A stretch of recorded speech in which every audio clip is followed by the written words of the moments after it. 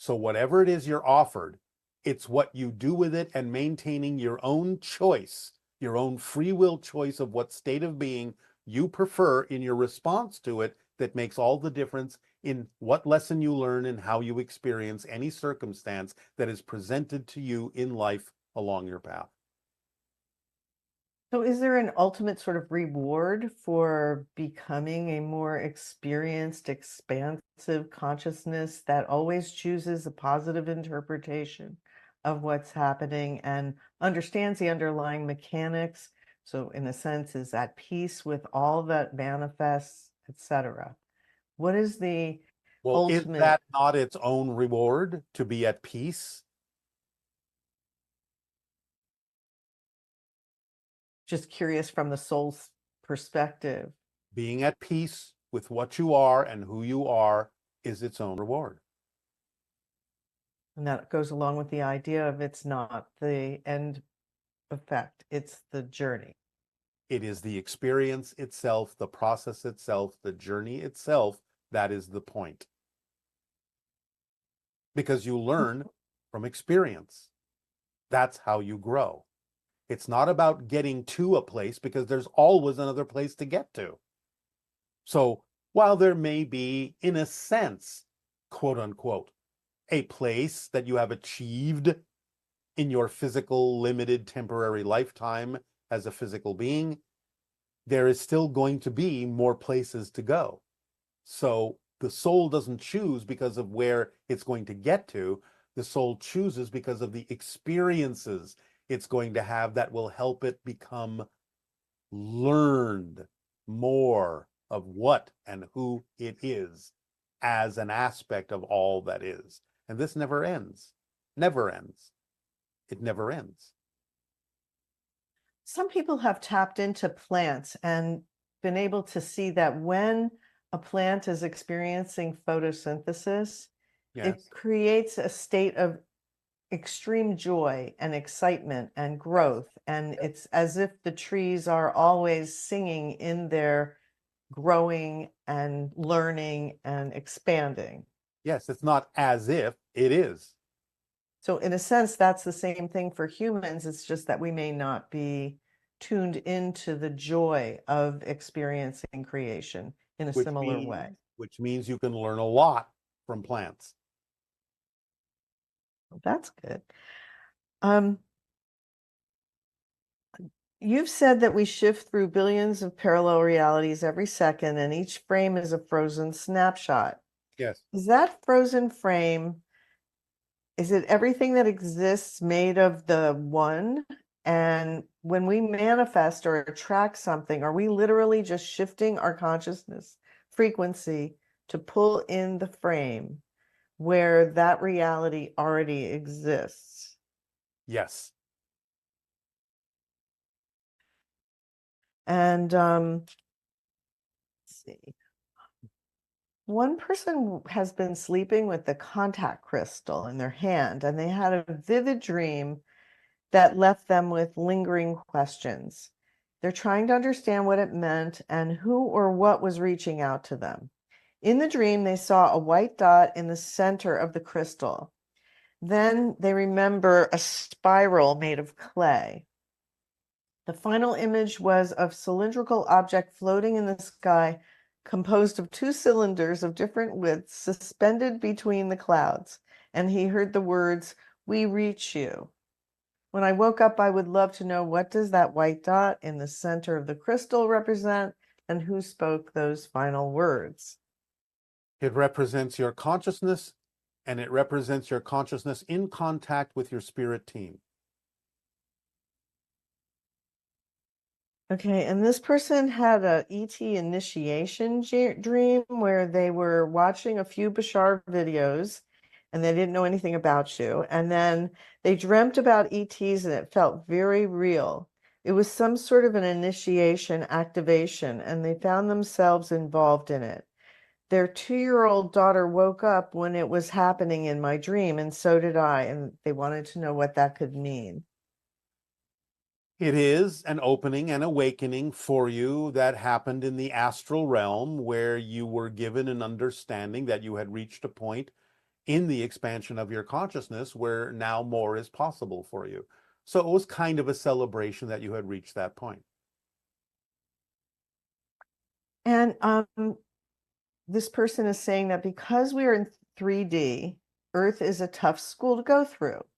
And if all of us move into a higher consciousness, will Earth still be a tough school, or will it move on since we've all learned to become closer to source and not as separated? In other words, are there other versions of physical reality that are Earth schools, but not so tough? Yes, that's why, again, we say there are a variety of parallel reality versions of Earth, and whatever changes you make within yourself vibrationally navigates you to the different versions that are more reflective of what you've changed within yourself. So yes, the graduation from the tough school is to shift yourself to a school that is less tough. The tough school still exists for those that want to use it and always will. But you can shift yourself with what you're learning in your lessons to a school that is not as tough. That's the whole idea of humanity's evolution, is to start shifting to a version of Earth that already exists that's more representative of the expansion of consciousness and joy and love and creativity. That's what you're going through. That's what you're doing. That's the whole graduation ceremony. And for some people who feel they're living a very tough life, but then perhaps they have moments where life just feels so wonderful and they know a great joy and things like that. But then it fades away and then they're back in their other experience. Can you share with us what the benefit, how to use that in a beneficial way instead of feeling disappointed that your life doesn't stay that way every moment? The idea, again, is that you are given help, given information from your spirit team to show you what's possible, so you will keep striving for it.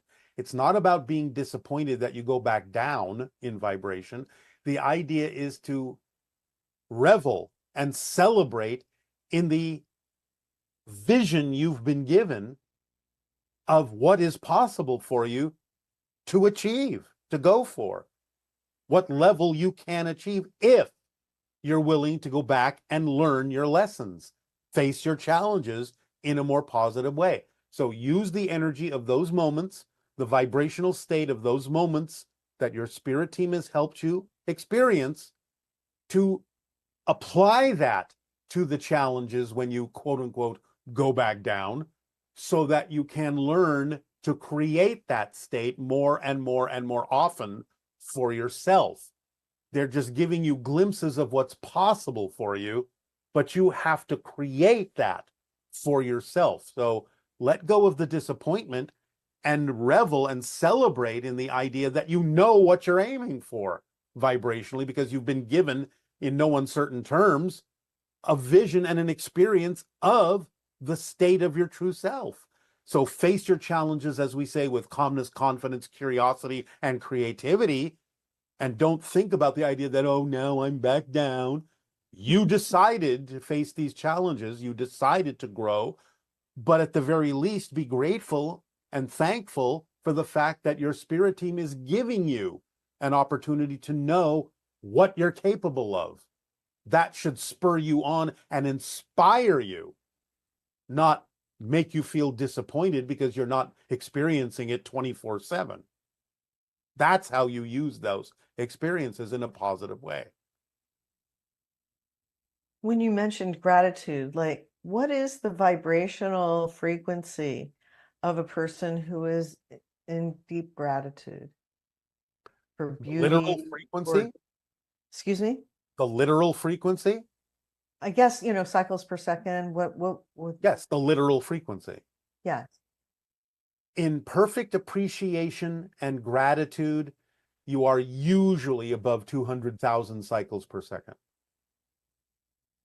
So regardless of what's happening to you, if you can find a place where you find something to be grateful for of what you're experiencing or what's happening in your life, and really embrace that, that is a very strong doorway from leaving a lower vibrational state. Yes, because remember, as we have said, prayer is a state of present appreciation and gratitude for what you have. It's not about asking for something you don't have. Prayer is a present state of appreciation and gratitude for who you are, what you have already. That's what attracts more. That's very helpful. Yes, it is. How do you stop wondering about how something is going to happen? Well, when you understand that you really don't have the ability to completely accurately pinpoint what's going to happen, your physical mind isn't designed to do that, and you understand that locking into a particular thing and insisting on it is actually limiting you from experiencing something that could be even greater, then you'll stop doing it when you understand that, because you will not want to limit yourself. You will trust that something will come to you that will give you the opportunity to go beyond what you originally thought was the ideal outcome. But then you realize that your physical mind is really not capable, more often than not, of knowing what the ideal outcome is. So insisting on a particular outcome is a limitation. So, for example, the ideas about letting go of expectations. Many people talk about how it's been very challenging for them to do that, because part of the reason they're doing what they're doing is because they're hoping for a certain outcome. Exactly.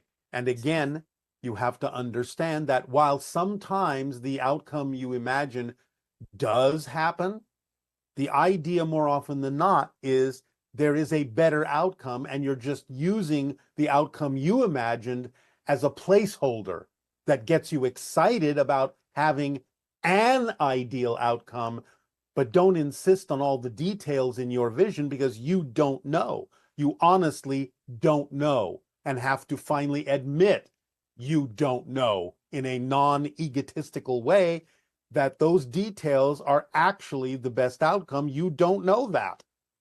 So use it to the best of your ability in engineering that vision as a way of getting excited about attracting an ideal outcome, but don't insist on the details because you honestly don't know that the details you were capable of picturing are actually the best possible details that could happen. There may be many other details that could be far better.